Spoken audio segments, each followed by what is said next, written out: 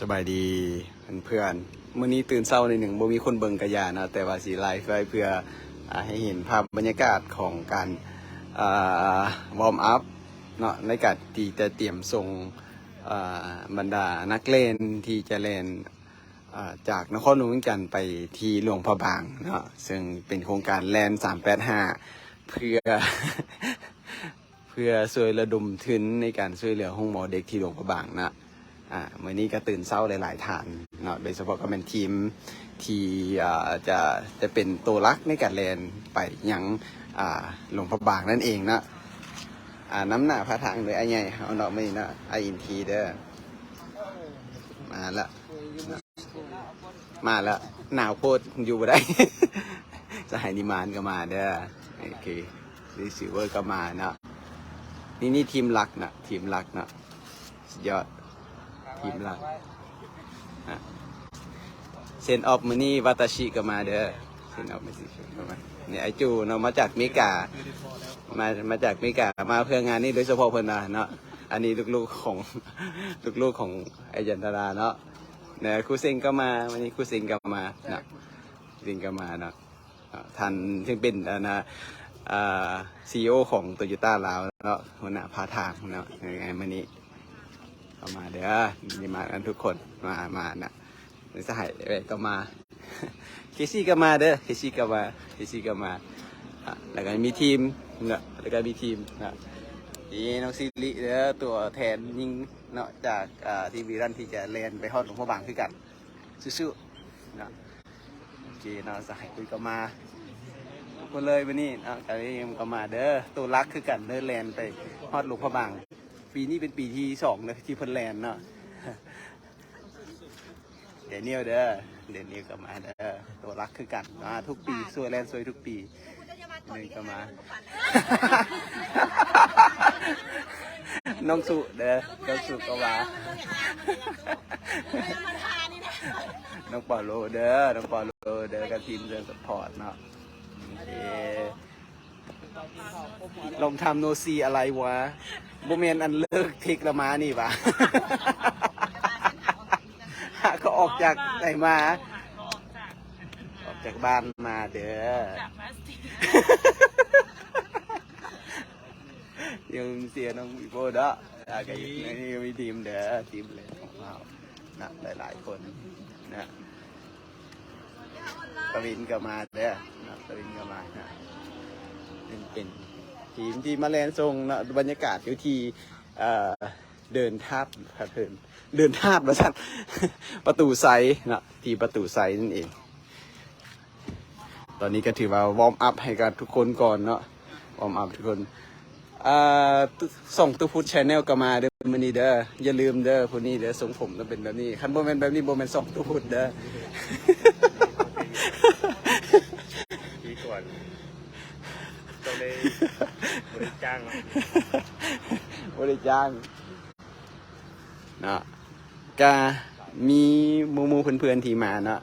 อย่างก็คือมาดามมณิดาอันน่ะขอให้ข้อมูลเบื้องต้นแกทีมที่จะแลนไปยังหลวงพระบางของปีนี้เนี่ยประเมินหลักใหม่ด้วยทีมของพวกเขาก็จะมีอันน่ะเขาจะเอิ้นว่าเมนรันเนอร์เนาะหรือว่านักแลนรักเขา4 คนที่ซีแลน385 กิโลเมตร5 มื้อเลย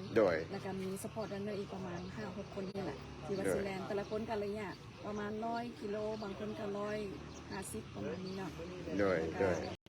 คือกันเขาเจ้าก็ซีอยู่ร่วมกันใช้เวลา5 มื้อถือว่าค่อนข้างนักเติบอาทิตย์นี้รู้สึกว่าสิฮอดหลายฉะนั้นช่วยเป็นกำลังใจให้เขาเจ้าด้วยเด้อโดยเขาสามารถช่วยบริจาคโดย2 ทางแบบไหนเดมาดามเข้าไปหาทีมวีรันเพจเนาะแมนเขาจะมี QR Code อยู่หันค่ะสนใจที่สิบริจาคแล้วก็สักส่วนมูมาบริจาคเนาะสำหรับคนลาวแล้วเขาจะมี QR Code อยู่หันขอเชิญหน้าบริจาคผ่าน QR Code เลยแล้วก็คันเป็นคนต่างประเทศแมนเขาก็สิแจ้งรายละเอียดในคันว่าให้มี2 ทางในการบริจาคจากสำหรับคนต่างประเทศเนาะคันมาใส่ QR Code บ่ได้ก็แมนเขามีลิงก์สำหรับบริจาคเขาจะเอิ้นว่าบูชื่อลิงก์แล้วแต่ว่าเขาไปเบิ่งทีมวีรันเพจทีมวีรันของเขาเด้อเจ้าเนาะซึ่งเป้าหมายปีนี้เขาคาดว่าเขาสีได้เท่าใดในการที่จะระดมทุนในคดีเพราะว่าเบิ้งฮอนเมื่อวานนี้ได้ หลายเติบแล้ว แต่ว่าเขาเป้าหมายเขาอยู่ที่เท่าไหร่มาดาม เป้าหมายเขาตั้งไว้สูงแหงเพราะฉะนั้นอยากให้ทุกคนช่วยให้เขาเฮ็ดให้มันได้ตามเป้าหมายเนาะเขาตั้งเป้าไว้900 ล้าน โอ้ว้าวจะเป็นสิ่งที่ดีด้วยกันเพราะว่าเป็นการช่วยเหลือห้องหมอเด็กอยากให้ว่าบรีฟชั้นสั่นเกี่ยวกับห้องหมอเด็กหลวงพระบางได้ว่ามีความเป็นมาเป็นไปหน้าใด ห้องหมอเด็กมีแมนที่สร้างขึ้นตั้งแต่ปี 2015 เนาะแล้วข้าเจ้าแมนจะเป็นห้องหมอที่ว่าให้การบริการฟรีให้แก่เด็กน้อยที่อยู่โดยเฉพาะก็เป็นทางภาคเหนือเพราะว่าอยู่ทางภาคเหนือนี่จะบ่ค่อยมีห้องหมอที่ว่าได้มาตรฐานอันใดแล้วห้องหมอนี้ก็เป็นตั้งอยู่ข้างๆกันกับอยู่ที่ภายในห้องหมอแข็งเลยคือซะนอกจากให้การบริการฟรีแล้วข้าเจ้าก็ยังให้การคล้ายๆว่าถ่ายทอดเกี่ยวกับเรื่องการปิ้นปวดต่างๆให้กับพนักงานการแพทย์อยู่ห้องหมอแข็งเนาะถือว่าเป็นห้องหมอที่ดีหลายว่าสันซาที่ว่ามีการปิ้นปวดที่ได้มาตรฐานสากลแล้วก็ให้การปิ้นปวดฟรีและก็ยังได้สิทธิสอนให้กับพ่อแม่ผู้เด็กน้อยที่ว่ามาใช้บริการในพื้นฐานการรักษาสุขภาพแล้วก็ได้ถ่ายทอดเรื่องข้อมูลให้กับพนักงานแพทย์ของห้องหมอแข็งของ โดยเนาะก็หวังว่าขอบใจได้หลายเนาะสำหรับมาดามลิน่าของพวกเขาเนาะซึ่งเป็นตัวแทนแม่งานเนาะในงานนี้ในการที่จะช่วยระดมทุนไปช่วยห้องหมอเด็กเนาะและหวังว่าเพื่อนๆทุกคนเนาะสามารถเข้าไปที่เพจของทีมบีรันเนาะซึ่งอยู่ในหันจะมี QR code ต่างๆเนาะสามารถช่วยได้คนละเล็กละน้อยเนาะคนละเล็กละน้อยเนาะมีหลายก็ช่วยหลายมีน้อยก็ช่วยน้อยตามกำลังเนาะเพื่อที่จะเป็นการร่วมกันเนาะร่วมกันในการบริจาคให้แก่ห้องหมอเด็กที่หลวงพระบางนั่นเองนะซึ่งมื้อนี้เดี๋ยวขอ เนาะมีหลายๆขอทานที่มาพักเคอก็มาเด้อมื้อนี้เด้อคือว่าเมื่อวานคือว่ายังเห็นอยู่ก็อีหยังก็อยู่ขอนแก่นมื้อนี้ก็มาละมื้อนี้ก็มาละเกี่ยมเด้ออ่ะเอาเนี่ยถ่ายรูปกลุ่มเดี๋ยวไปถ่ายรูปรวมน้ำเพิ่นกันเด้อเดี๋ยวจังไดเดี๋ยวสิรายงานภาพบรรยากาศในการ น้องสตาร์ทก็มามาช่วยกันร่วมด้วยช่วยกันเนาะในการบ้านเดินทางแล้วก็ผู้ใดที่